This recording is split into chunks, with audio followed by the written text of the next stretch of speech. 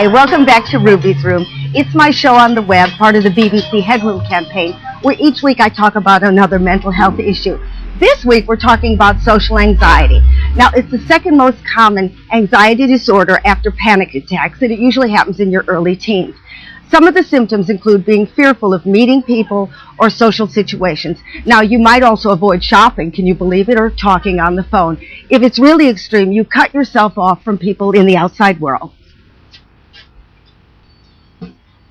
Hi, Tom, my usual. Yeah, of course, Ruby. Hi, Rob. How did you figure out you had social anxiety? I found out on a radio station. All right. Yeah. They said, Steve, you've got social anxiety. No. Well, they said, do you feel awkward in group situations, etc.? You may have social anxiety. All the symptoms matched what I had. What did they say the symptoms were? Blushing, sweating, dry mouth, heart palpitations, sweaty palms, avoidant personality, basically avoiding social situations. Beside outside, you can't talk to people. What happens inside your head? I remember at one point when I was living in Bristol, I was too frightened to go and look for a job. I would go out, force myself to go out because I needed to earn money. And then if I went to approach a job agency or something, I'd look through the window. I'd try and plan in my head what I was going to say before I went in. And then I'd work myself up so much, and then I wouldn't end up going in. And I'd go home, beat myself up mentally and say, oh, you're stupid, you're worthless, why are you like this? When you have social anxiety, it can be a vicious circle. So you feel tense, and then you start blushing and sweating, and then you feel even more tense. So to break this cycle, you should maybe concentrate on a conversation. You don't have to join in it, but just concentrate. Or concentrate on your breathing, just going in and going out and slow it up, because you can't be anxious and concentrate on something at the same time. Or else keep a journal just to keep track of what you're thinking and feeling. Or else you can see a GP or join a local self-help group. So what did you do about it?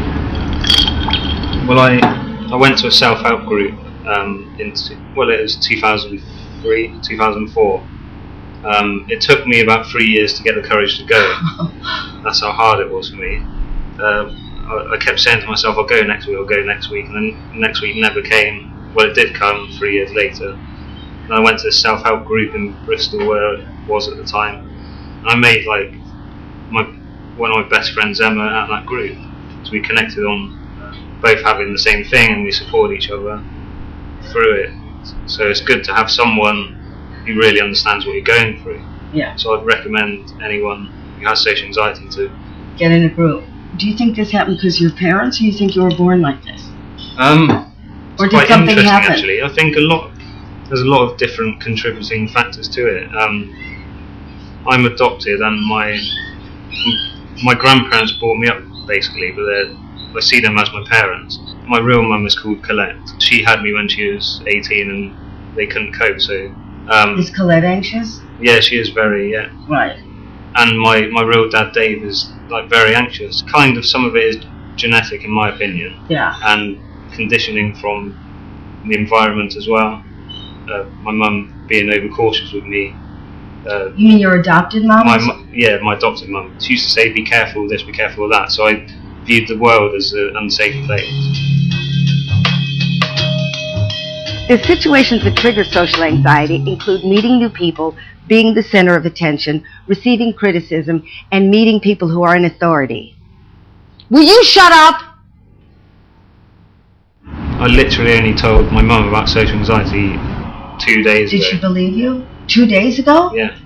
Yeah, I really opened up to her and said, look, Mum, I'm sorry about the way I was when I lived at home when I was in my early 20s. It was really difficult, and I found it hard to get a job. I just want to say I was diagnosed with social anxiety disorder. So then she said, yeah, I knew, because she knew, and she was really worried about me. So I'd recommend for people to tell their parents about it, because they're there to help. They love you, no matter what. I mean, does it still rise? Like you suddenly start to panic? It does sometimes, but I just kind of laugh it off now because it's under control. Like when I was at university the other day, I was speaking to someone and then I forgot what I was going to say. And normally I'd say, oh, you're stupid, you forgot what you were going to say. But then I was like, oh, made a joke out of it and then just carried on. For more information, go to anxietyuk.org.uk or socialanxiety.org.uk. Okay, bye-bye. And if you want my favorite advice, just picture somebody naked. That should make you feel less self-conscious. Of course, it depends on who you're picturing. Okay, see you next week. Bye-bye.